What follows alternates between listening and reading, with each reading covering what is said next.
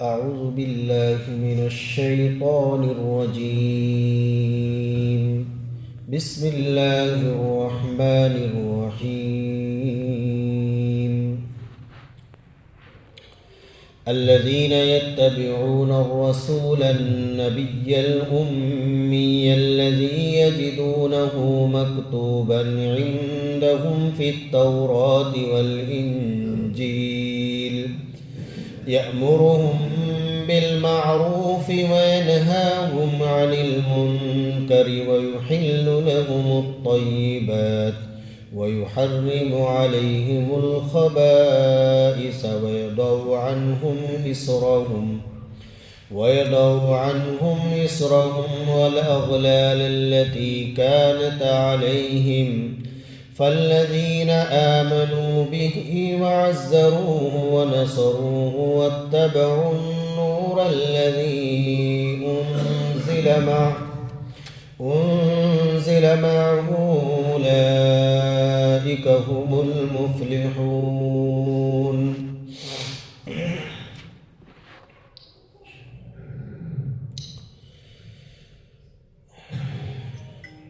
اس سے پہلے آیت شریفہ میں اس بات کا تذکرہ آیا ہے کہ حضرت موسیٰ علیہ السلام نے اللہ تعالیٰ سے دعا کی تھی کہ یا اللہ میری امت کے لیے مکمل رحمت عطا فرما دیجیے. تو اللہ تعالیٰ نے فرمایا کہ میری رحمت تو سب کو وسیع ہے، آپ کو امت کو بھی ملے گی، لیکن کامل رحمت، مکمل رحمت ان لوگوں کو ملے گی کہ جن کے اندر یہ صفات پائی جاتی ہیں. کیا صفات؟ وہ تقوی والی زندگی گزارتے ہیں، زکوٰۃ ادا کرتے ہیں، ہماری آیات پر ایمان رکھتے ہیں. یہ صفات اللہ نے بیان فرمائی. اب اس آیت شریفہ میں بتایا جا رہا ہے کہ وہ لوگ کون ہیں جن کے اندر یہ کامل صفات پائی جاتی ہیں، اور جو کامل رحمت کے مستحق ہے وہ کون لوگ ہیں ہم بتاتے ہیں. اللہ پاک فرماتے ہیں الذین یتبعون الرسول النبی الامی الذی یجدونہ مکتوبا عندہم فی التوراۃ. وہ لوگ ہیں جو پیروی کرتے ہیں اس رسول کی جو نبی ہے، امی ہے، اور جس کو پاتے ہیں لکھا ہوا اپنے پاس تورات میں، انجیل میں.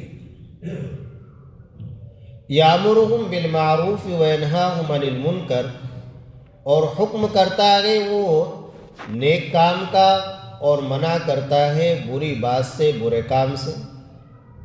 ویحل لہم الطیبات، اور حلال کرتا ہے ان کے لیے سب پاکیزہ چیزیں. ویحرم علیہم الخبائث، اور حرام کرتا ہے ان پر ناپاک چیزیں.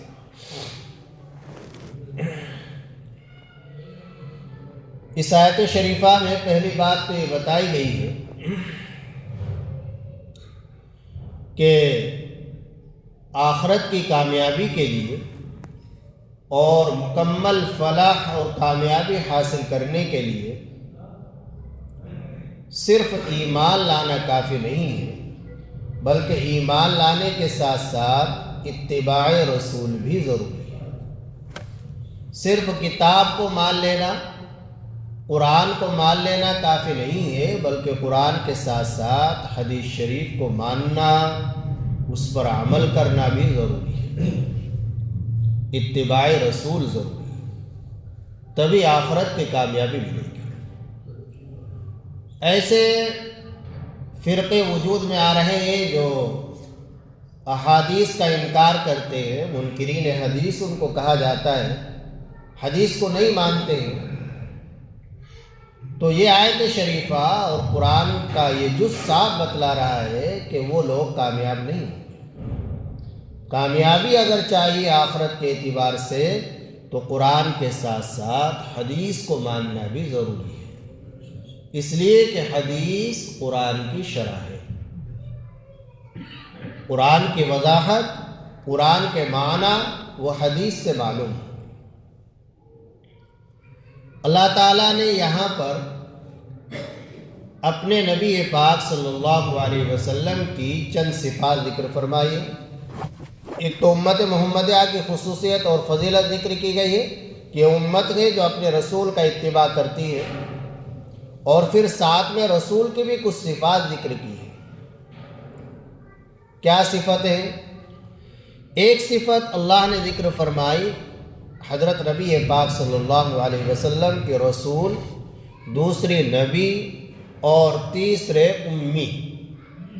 رسول اور نبی میں کیا فرق ہوتا ہے یہ بھی ہمیں یاد ہونا چاہیے، معلوم ہونا چاہیے۔ رسول اور نبی میں فرق یہ ہے کہ رسول تو اللہ کے اس پیغمبر اور برگزیدہ بندے کو کہتے ہیں کہ جس کو اللہ نے امت کے اندر بھیجا ہو نئی شریعت، نئی کتاب دے کر۔ کتاب بھی دی ہو اللہ نے، نئی شریعت بھی دی ہو، اور اللہ نے اپنے احکام اور پیغامات اس پر نازل فرمائے، تو اسے کہتے ہیں رسول۔ اور وہ نبی بھی ہوتا ہے۔ نبی اللہ کے پیغام پہنچانے والا، اللہ کی خبریں پہنچانے والا، اللہ کے احکام بندوں تک پہنچانے والا۔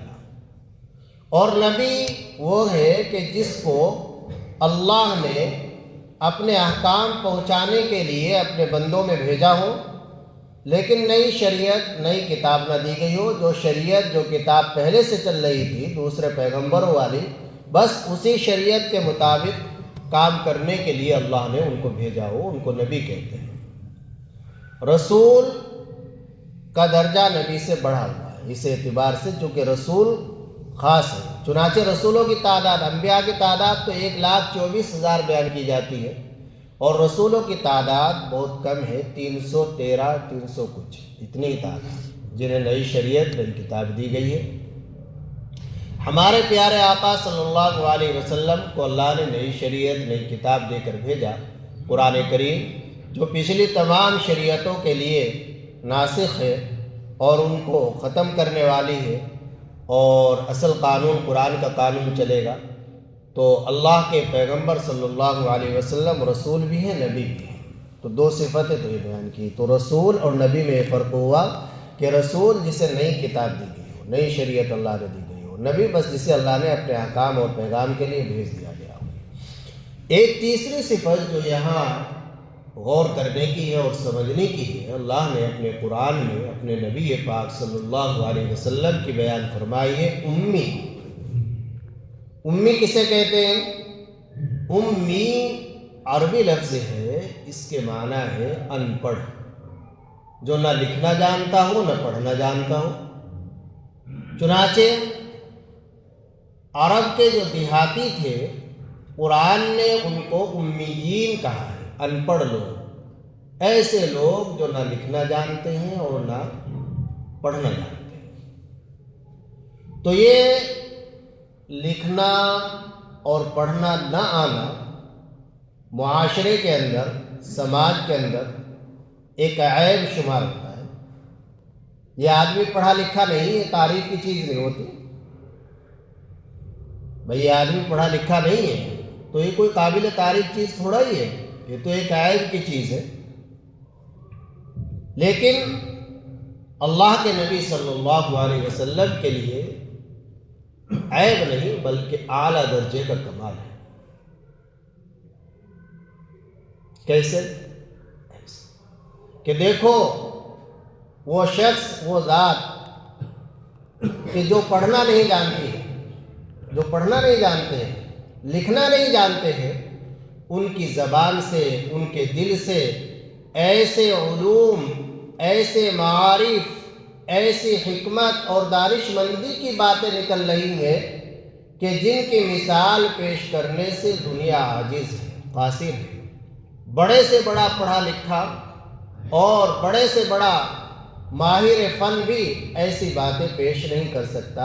تو اللہ کے نبی صلی اللہ علیہ وسلم کے لیے ان پڑھ ہونا عیب نہیں بلکہ اعلیٰ قسم کا کمال اور اعلیٰ قسم کی صفت ثابت ہے، اور یہ نبی پاک صلی اللہ علیہ وسلم کا ایک ایسا معجزہ ثابت ہوا کہ جس کا کوئی مقابلہ نہیں کر سکتا اللہ کے نبی صلی اللہ علیہ وسلم۔ تو ایسا ممکن ہے، ایسا ہوتا ہے کہ عام انسانوں کے اعتبار سے ایک چیز عیب ہوتی ہے لیکن وہ دوسروں کے اعتبار سے عیب نہ ہو، مثلا متکبر ہونا، بڑائی والا ہونا، تو یہ انسانوں کے لیے عیب کی چیز ہے لیکن اللہ کے لیے عیب کی چیز نہیں، تعریف کی چیز ہے۔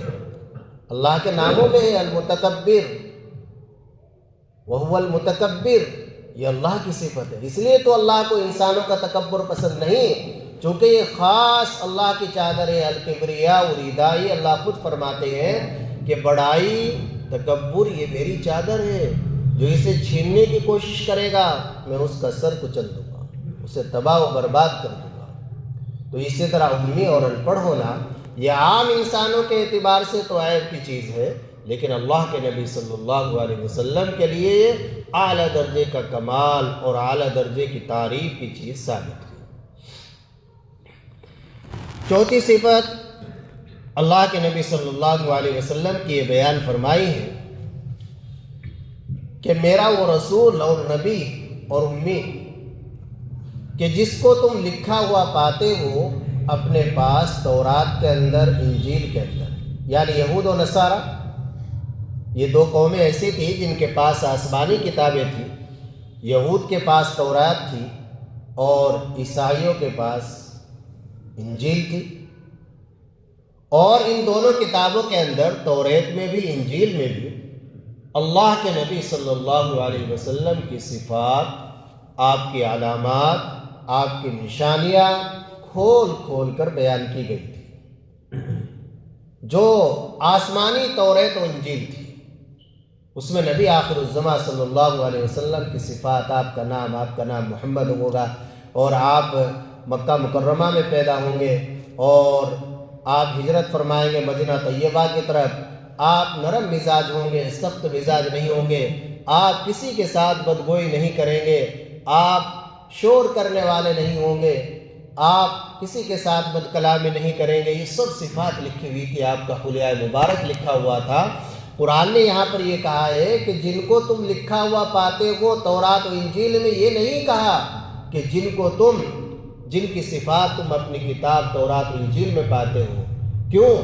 اس لیے کہ اللہ کے نبی صلی اللہ علیہ وسلم کا تورات و انجیل کے اندر اتنا زیادہ ذکر تھا کہ گویا اللہ کے نبی صلی اللہ علیہ وسلم کی پوری ذات اور پورا جسم اور آپ کے پورے اخلاق بھی اس میں موجود تھے، لیکن اس کے باوجود عناد و دشمنی کی وجہ سے یہود و نصارہ مانتے نہیں تھے، انکار بھی کرتے۔ چنانچہ بہت سے لوگ ایسے بھی ہیں جو تورات اور انجیل کو پڑھ کر اللہ کے نبی صلی اللہ علیہ وسلم کی صفات انہوں نے اس میں پڑھی اور پھر آپ میں وہ صفات پائی تو ایمان لے آئے، ایمان قبول کر لیا۔ دلائل النبوہ ایک کتاب ہے امام بیہقی رحمۃ اللہ علیہ کی۔ حضرت انس رضی اللہ تعالیٰ عنہ فرماتے ہیں کہ ایک یہودی لڑکا حضور اکرم صلی اللہ علیہ وسلم کی خدمت کیا کرتا تھا۔ ایک یہودی لڑکا حضور اکرم صلی اللہ علیہ وسلم کی خدمت کیا، تو اگر کوئی غیر مسلم ہمارے پاس لگ رہا ہے اسے پاس لگائے، اخلاق ہے۔ اللہ کے نبی صلی اللہ علیہ وسلم یہودی لڑکے سے خدمت لے رہے، خدمت کیا کرتا تھا۔ وہ ایک مرتبہ بیمار ہو گیا،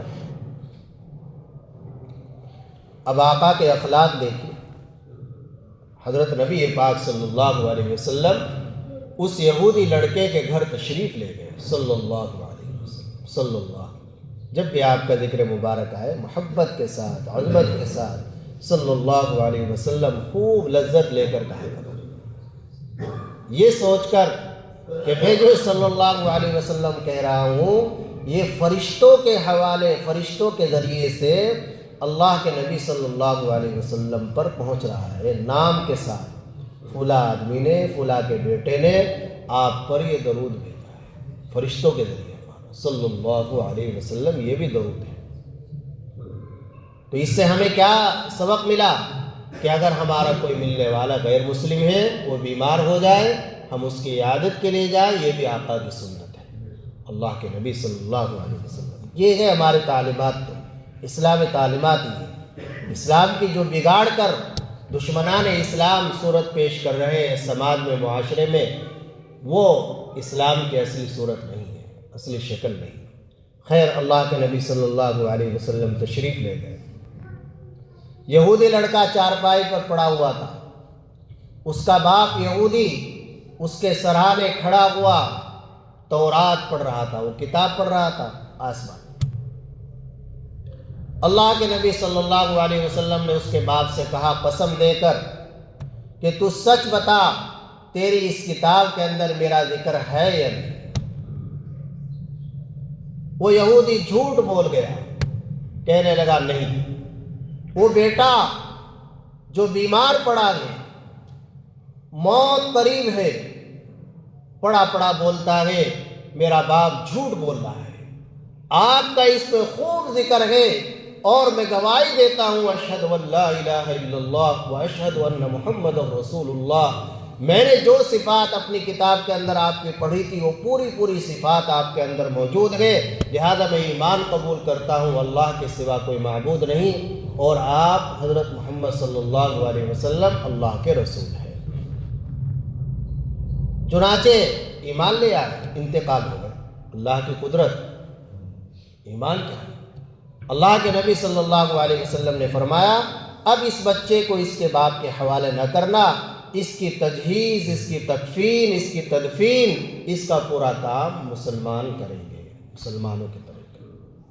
یہ اس سے ایک سبق یہ بھی ملا کہ کسی کی خدمت کر لے تو اس سے بن جاتی ہے آخرت میں، ایک یہودی کی بن گئی، یہ بھی سبق مل رہا ہے اس سے۔ اللہ والوں کی نظریں تو آقا کی نظر پہ ایسے بن جاتی ہے صلی اللہ علیہ وسلم۔ نبی پاک صلی اللہ علیہ وسلم کے اعلیٰ درجے کے اخلاق تھے، نمونہ ہے۔ یہودیوں نے جانچا پرکھا، ایک یہودی کا حضرت علی رضی اللہ تعالیٰ عنہ فرماتے ہیں، اسی کتاب کے اندر ہے، ایک یہودی کا حضور اکرم صلی اللہ علیہ وسلم پر قرض تھا۔ ایک مرتبہ اس یہودی نے بڑی شدت سے تقاضا کیا اور نبی پاک صلی اللہ علیہ وسلم سے کہنے لگا میرا قرض ادا کرو۔ آپ نے فرمایا بھائی ابھی میرے پاس نہیں ہے۔ اس یہودی نے کہا جب تک آپ قرض ادا نہیں کریں گے میں آپ کو چھوڑوں گا نہیں۔ حضرات صحابہ بھی موجود تھے، ان پر کیا گزر رہی ہوگی۔ نبی پاک صلی اللہ علیہ وسلم کو کوئی غصہ نہیں آیا، قرض ہے اس کا، بھائی آپ کو حق ہے، آپ کا میرے ذمہ حق ہے، آپ مجھے بٹھا کے رکھیں جب تک آپ چاہیں، آپ کو یہ حق ہے۔ چنانچہ نبی پاک صلی اللہ علیہ وسلم وہیں بیٹھے رہے اور پوری رات گزر گئی۔ حضرات صحابہ کو بڑا غصہ آ رہا اور آپس میں مشورے کر رہے کہ اس کو سبق سکھا دیں۔ نبی پاک صلی اللہ علیہ وسلم سمجھ گئے کہ کیا کہہ رہے ہو، کہ یہ آپ کے ساتھ ہمارے ہوتے ہوئے ایسے گستاخی کر رہا ہے۔ کہنے لگے نہیں، گستاخی کی کیا بات، اس کا حق ہے، یہ مجھے روک سکتا ہے۔ پوری رات گزر گئی، اگلا دن ہوا، کہنے لگا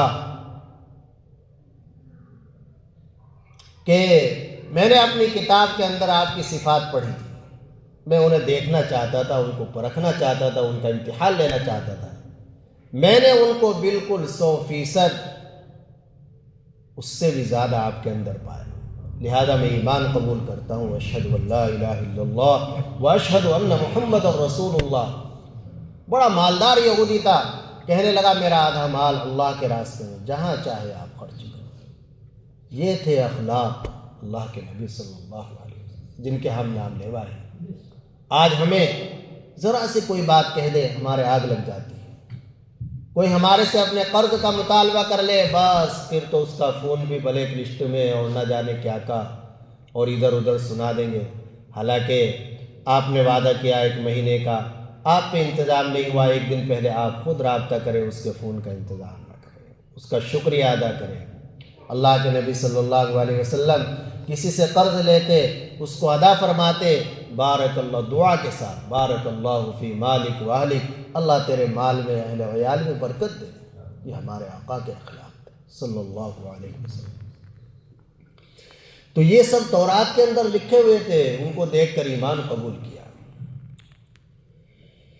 الذین یجدونہ مکتوبا عندہم فی التوراۃ والانجیل یأمرہم بالمعروف وینہاہم عن المنکر۔ وہ پیغمبر، وہ نبی ایسے ہیں کہ وہ تمہیں اچھی باتوں کا حکم کرتے ہیں، شریعت کے موافق باتوں کا حکم کرتے ہیں، ایسی باتوں کا حکم کرتے ہیں کہ جو معروف ہے، جانی پہچانی ہے، اور صحابہ، تابعین اور پہلے لوگوں سے ایک جانی پہچانی چلی آ رہی ہے، ان میں تمہارے لیے دنیا کے اعتبار سے بھی خیر ہے، آخرت کے اعتبار سے بھی خیر ہے۔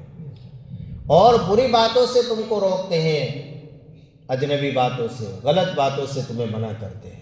ہر نبی کا یہ کام رہا ہے۔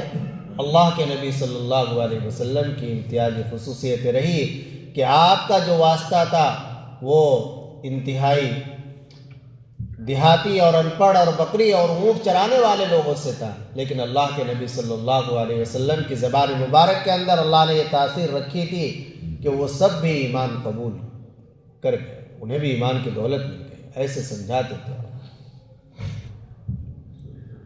وَيُحِلُّ لَهُمُ الطَّيِّبَاتِ، اور آپ ان کے لیے پاکیزہ چیزوں کو حلال کرتے ہیں۔ بہت سی چیزیں یہود کے لیے حرام کر دی گئی تھی اور بڑی سختیاں تھی ان پر، اور کچھ چیزیں انہوں نے اپنے آپ حرام کر لی تھے اپنے اوپر، اونٹ کا گوشت حرام کر لیا، فلاں چیز حرام کر لی، تو اللہ کے نبی صلی اللہ علیہ وسلم نے ایسی چیزوں کو حلال قرار دیا۔ اور جو ناپاک اور گندی چیزیں ہیں جیسے خنزیر کا گوشت ہے، شراب ہے، ان کو تمہارے اوپر حرام کرتے ہیں، سود کا پیسہ ہے اس کو حرام کرتے ہیں۔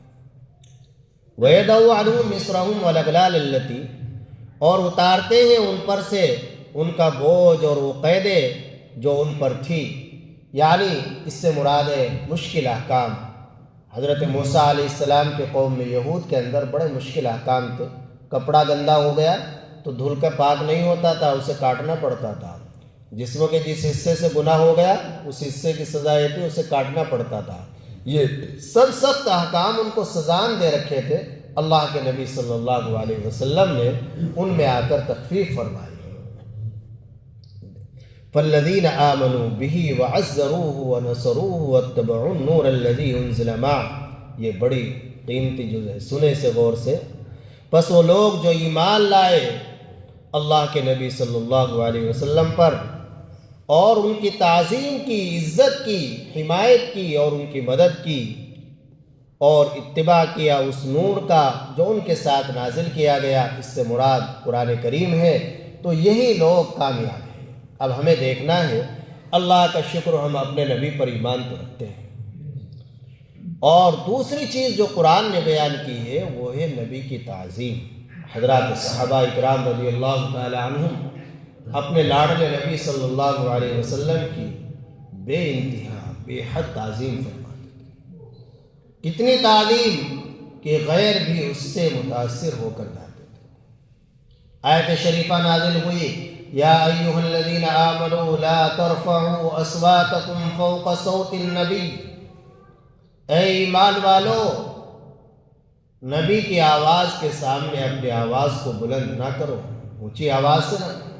تو صحابہ اتنے آہستہ بولنے لگے تھے کہ آپ کو معلوم کرنا پڑتا، بالکل ادب احترام سے۔ حضرت عمر فاروق، حضرت ابوبکر صدیق رضی اللہ تعالی عنہما بڑے آہستہ، اور حضرات صحابہ کرام رضی اللہ تعالی عنہم میں نبی پاک صلی اللہ علیہ وسلم کی ایسی تعظیم کہ باوجود اس کے کہ آپ سے لاڈلا، آپ سے محبوب، ان کے نزدیک کوئی انسان نہیں تھا، کوئی چیز نہیں تھی دنیا کی، لیکن ادب کی وجہ سے، تعظیم کی وجہ سے نظر بھر کر آپ علیہ السلام کو دیکھ نہیں پاتے تھے۔ ایک صحابی فرماتے ہیں، حضرت عمرو بن عاص رضی اللہ تعالی عنہ، کہ اللہ کے نبی صلی اللہ علیہ وسلم سے زیادہ محبوب مجھے کوئی چیز نہیں تھی، لیکن میں نے کبھی نظر بھر کر لاڈلے نبی صلی اللہ علیہ وسلم کو تعظیم کی وجہ سے نہیں دیکھا۔ یہی وجہ ہے کہ آج میں آپ کا خلیہ بیان نہیں کر سکتا، موجود رہتے، اتنا ادب فرما۔ سب صحابہ نیچی نگاہ کر کے بیٹھے رہتے تھے مجلس میں، بس حضرات شیخین حضرت ابو بکر صدیق رضی اللہ عنہ اور حضرت عمر فاروق رضی اللہ تعالی عنہ یہ چہرہ انور کی طرف دیکھتے اور آپ علیہ الصلوۃ والسلام ان کی طرف تبسم فرماتے، مسکراتے تھے۔ اہل مکہ نے اپنا ایک جاسوس بھیجا تھا عروہ بن مسعود نامی، کہ جاؤ، مکے سے بھیجا، جاؤ دیکھ کے تو آؤ کیا چل رہا مدینہ پاک، کیسا چل رہا ان کا، کچھ ہم غالب آ سکے نہیں۔ تو عروہ بن مسعود نے جب دیکھا کہ اللہ کے نبی صلی اللہ علیہ وسلم پر ان کے صحابہ ایسے عاشق ہیں اور ایسے قربان ہو رہے ہیں جیسے پروانے آگ پر قربان ہوتے، شمع پر قربان ہوتے، تو آ کر یہ تاثر ظاہر کیا کہ میں نے ایسی تعظیم قیصر و کسریٰ کے دربار میں بھی نہیں دیکھی، نجاشی کے دربار میں بھی نہیں دیکھے، اور میرا خیال ہے کہ تم کبھی ان کے سامنے کامیاب نہیں ہو پاؤ گے۔ یہ تعظیم تھی، یہ عظمت تھی۔ حضرات صحابہ، تابعین، تبع تابعین، بعد کے عشاق رسول میں یہ تعظیم پائی گئی کہ وہ مسجد نبوی کے اندر بھی زور سے نہیں بولتے تھے۔ آج ہمارے بھائی بہنیں مسجد نبوی میں جاتے ہیں، وہاں شور و گل کرتے ہیں، ڈرنا چاہیے، اور ڈرنے کا مقام۔ بے ادبی انتہائی خطرناک چیز ہے، ایمان کا بھی خطرہ رہتا ہے، اعمال بھی ضائع ہو جاتے ہیں۔ تو بڑے ادب احترام کے ساتھ رہیں، اللہ سے دعائیں کر کے جائیں، وہاں زور سے نہ بولیں۔ اللہ ہمیں عمل کی توفیق عطا فرمائے۔ الحمدللہ رب العالمین، والصلاة والسلام علی سید الانبیاء والمرسلین وعلی آلہ وصحبہ اجمعین۔ ربنا ظلمنا انفسنا وان لم تغفر لنا وترحمنا لنكونن من الخاسرين ربنا آتنا في الدنيا حسنة وفي الآخرة حسنة وقنا عذاب النار اللهم احسن عاقبتنا في الأمور كلها وأجرنا من خزي الدنيا وعذاب الآخرة۔ رب کریم، ہم گناہ گار ہیں، یا اللہ ہم سر سے لے کر پیر کے ناخن تک، یا اللہ سر کے بال سے لے کر پیر کے ناخن تک سراپا گناہ گار ہیں، یا اللہ سراپا خطا وار ہیں۔ مولا اپنے رحمت سے معاف فرما دے، اپنے کرم سے معاف فرما دے، یا اللہ آخر اور کون ہے معاف کرنے والا؟ یہ کام تو آپ ہی کر سکتے ہیں، یہ کیا سب کام آپ ہی کرنے والے ہیں۔ یا اللہ اپنی رحمت سے معاف فرما دیجئے، اپنے کرم سے معاف فرما دیجئے۔ یا اللہ ہمیں اپنے نبی کی خوب تعظیم کرنے کی توفیق عطا فرما، اتباع کی توفیق نصیب فرما، علماء کرام کی تعظیم کرنے کی، ادب احترام کی توفیق نصیب فرما۔ پورے امت میں مولا کریم اتفاق و اتحاد پیدا فرما، اختلاف و انتشار سے حفاظت فرما۔ یا اللہ ہماری اس مختصر سے مجلس کو اپنی بارگاہ میں قبول فرما، اس کو ہماری اصلاح کا ذریعہ بنا دیجئے، ہماری نجات کا ذریعہ بنا دیجئے۔ یا اللہ ایک تیرے بندے بندیا، یا اللہ تیرے کلام پاک کی نسبت سے اس شدید سردی میں بھی یا اللہ بیٹھے ہیں، ان کے بیٹھنے کو قبول فرما دیجئے، سب کو اپنے شان بہترین بدلہ عنایت فرما، سب کے جائز مقاصد کو پورا فرما، ہم سب کی بیماریوں کو ختم فرما، یا اللہ روحانی بیماریوں کو بھی ختم فرما، جسمانی بیماریوں کو بھی ختم فرما، ایمانی جسمانی روحانی عافیت نصیب فرما۔ اللہم احسن عاقبتنا فی الامور کلہا واجرنا من خزی الدنیا وعذاب الآخرہ۔ ربنا تقبل منا انک انت السمیع العلیم وتب علینا انک انت التواب الرحیم، وصلی اللہ تعالی